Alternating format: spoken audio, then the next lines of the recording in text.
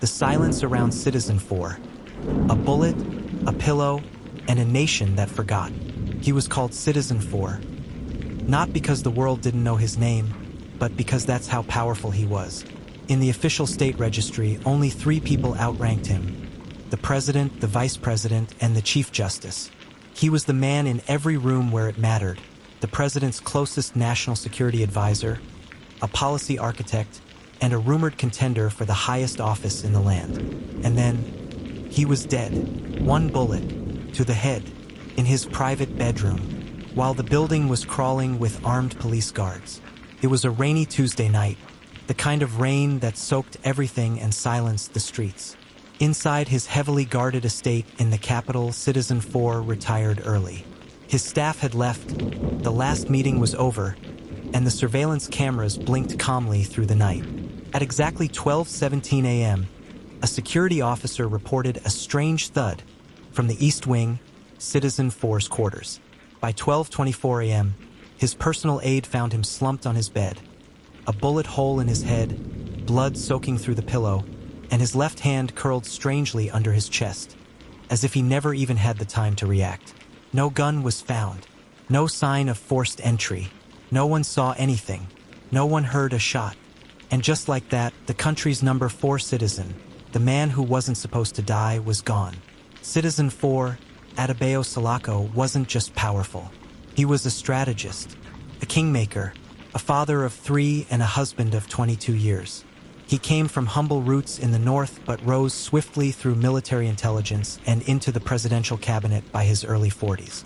He had enemies, yes, many, but he also had vision. Whispers around the capital suggested he was compiling a dossier. A confidential report said to expose corruption at the highest levels, involving military contracts, foreign kickbacks, and illegal surveillance programs. It's no coincidence that the last time he was seen alive, he had taken that very file from his locked drawer and brought it to his room. That file was never found. The morning after his murder, an emergency press conference was held. The president looked shaken, the interior minister visibly sweating. They called it a terrible loss, a probable act of terror, and a breach of national security. Then they locked down the estate and the investigation. The guards on duty were detained for 48 hours, then released. No charges. The CCTV footage from the East Wing, corrupted. An internal probe was promised. It never materialized. The National Police Commissioner resigned 6 months later, quietly, without explanation. The case file, we would later learn, was classified. But not everyone moved on. Amaka Salako, his widow, never gave up. She appeared on radio shows, filed petitions, and called for independent investigations. Her children, now adults, became quiet activists, leaking documents and demanding answers. They were stonewalled, threatened, their family bank accounts audited. One of their cousins, who claimed to have heard something suspicious the night of the murder, vanished on his way home from work in 2012. Never seen again. Last year, on the 15th anniversary of Adebayo Salako's death, a retired military officer came forward anonymously. He claimed that the dossier Citizen 4 was compiling implicated at least 3 cabinet members and a now-retired general. He said there was an operation, codenamed Project Quiet, meant to neutralize internal threats to national stability.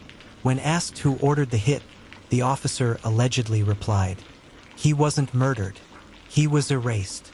Weeks later, that officer was found dead in his apartment. Natural causes, they said. He was only 54. Was it a rogue assassin? An insider betrayal? Was the very security meant to protect him, the ones posted outside his door, part of the kill order? Or did Adebayo Salako know too much, too soon? Some say it was political suicide, that he pushed too hard. Others say he was never meant to live long enough to run for president. One thing is clear, the bullet wasn't the only weapon used that night. Silence was the second, and we've all helped pull that trigger. 15 years later, the murder remains unsolved. The government calls it an open investigation, but no one's asking questions anymore. No new leads, no press coverage, no justice. But we remember, you remember, and if you've watched this far, ask yourself, What kind of country lets its number 4 citizen get executed in his sleep and then forgets? If you believe the truth deserves light, speak up, comment, share this story. Keep asking, because silence may have killed Citizen 4, but noise just might bring him justice.